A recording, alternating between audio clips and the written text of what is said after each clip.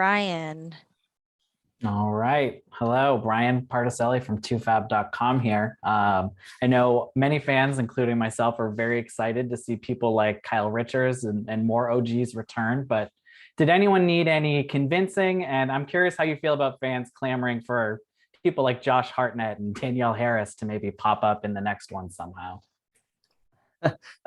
Strangely, it didn't. Nobody needed convincing. It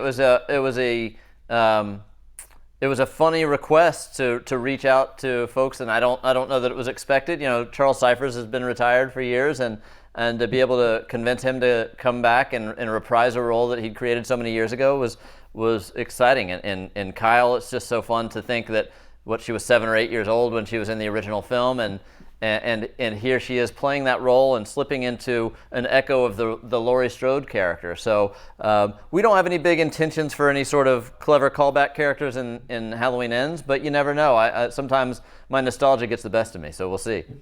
All right.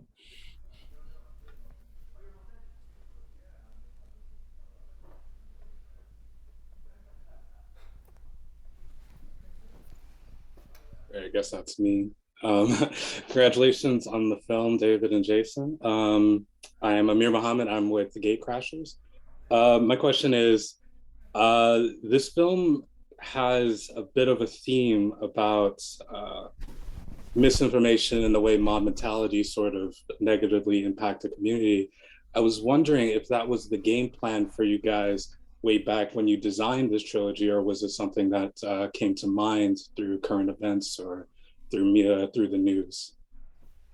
Well, we filmed it 2 years ago, so it's interesting to think about it in that with that perspective. Is that it was when we were finishing the film and headlines of similar subjects were starting to happen that we felt, oh, this is really relevant, and then COVID happens and puts us on the shelf for a year, and now in a strange way with the I don't know, the public consciousness and the awareness and the conversations that people are having, I feel like in a strange way we've taken a genre slasher movie and felt like it's landed in a time of some sort of cultural relevance that is coincidental, but is fascinating as a filmmaker to be a part of those dialogues.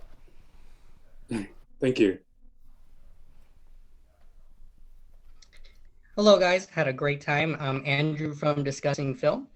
And curious enough, I had a lot of people that I've seen talking about the movie are having a blast on just how violent it is. And it feels like the kills have really been up to like 11.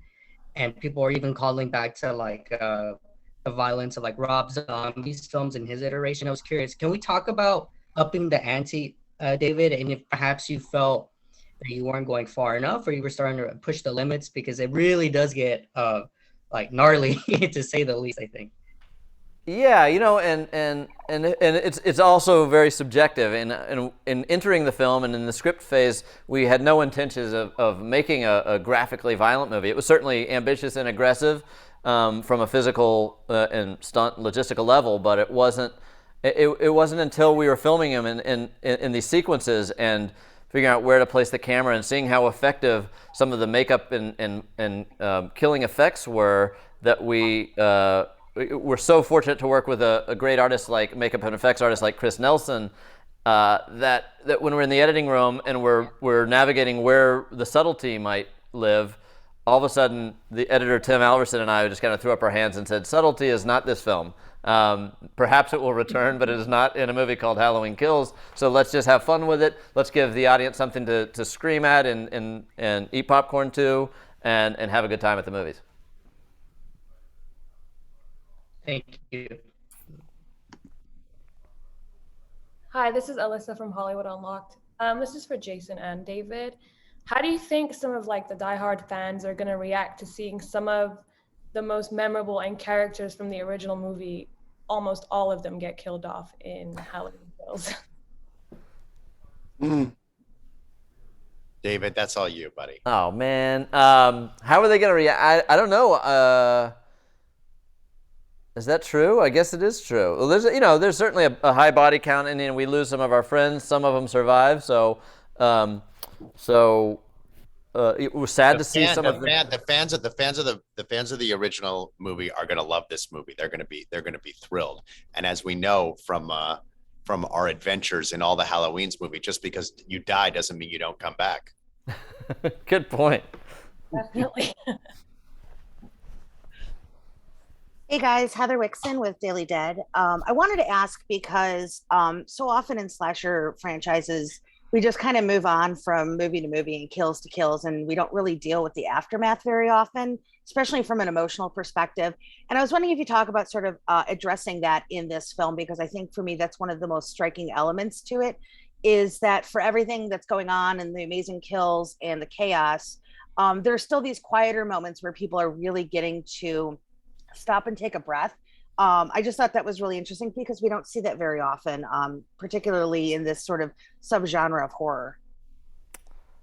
Yeah, and I do feel like I'm drawn as a writer and director. I'm drawn to making sure that there is an emotional core to these characters, and as abstract and chaotic as some of the violence might get, and grotesque as it gets, oftentimes acknowledging that within the reality of these characters. You know, there's a moment with Karen and Allison on the staircase, grieving for Allison's father Ray, who passed away earlier that same night, and I think moments like that where we acknowledge what the reality of the trauma is, and as Jamie is so eloquently can speak to, the survivors of these events, making sure there's moments that we really feel the humanity underneath the surface of this movie monster. Excellent, thank you.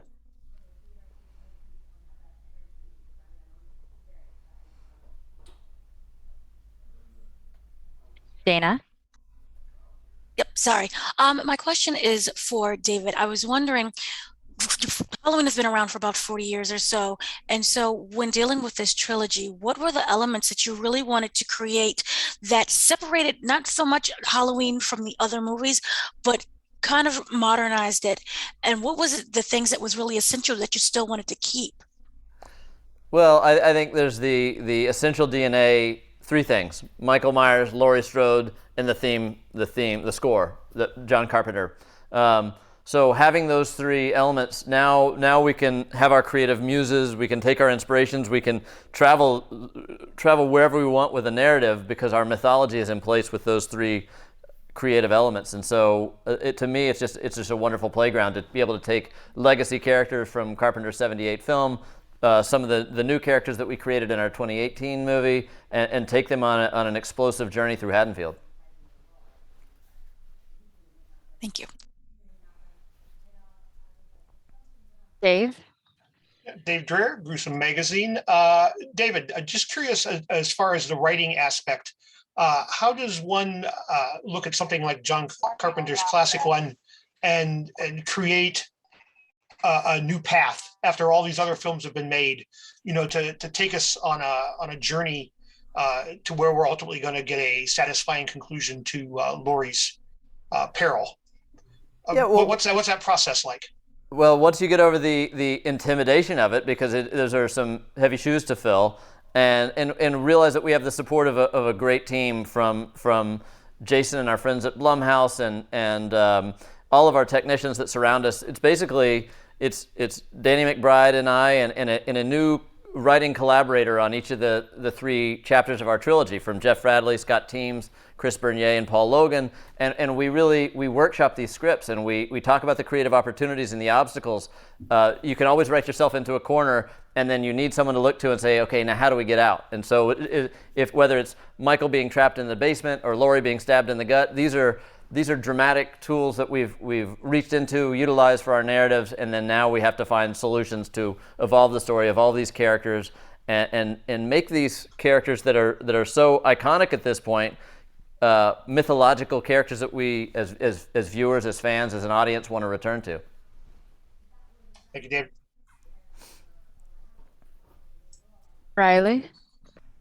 Howdy, my name is Riley Farrell. I'm a reporter at Columbia University's Pulitzer School. Thanks for taking the time. I really appreciate it. My question is for David. So a term used in the franchise is pure evil. So for Halloween Kills, what is pure evil according to your direction? Pure evil. Well, Michael Myers is the essence of evil. You know, there's an expressionless, emotionless mask that he wears. It's not a traditional horrific monster. It's a nothing mask, and that's kind of the beauty of it, is that we can project what we're afraid of. We can project what is evil to us onto Michael Myers. So Michael is the essence of pure evil. Laurie is the essence of pure good, and then Halloween Kills as a movie explores the blurry line. What happens when the community starts to misunderstand, misrepresent, confuse what is good, what is evil. So it's nice to have the extremes defining good and evil, and then this movie is about that confusion and chaos. That's fascinating. Thank you. Thanks. All right. And that's going to be our time, you guys. Thank you so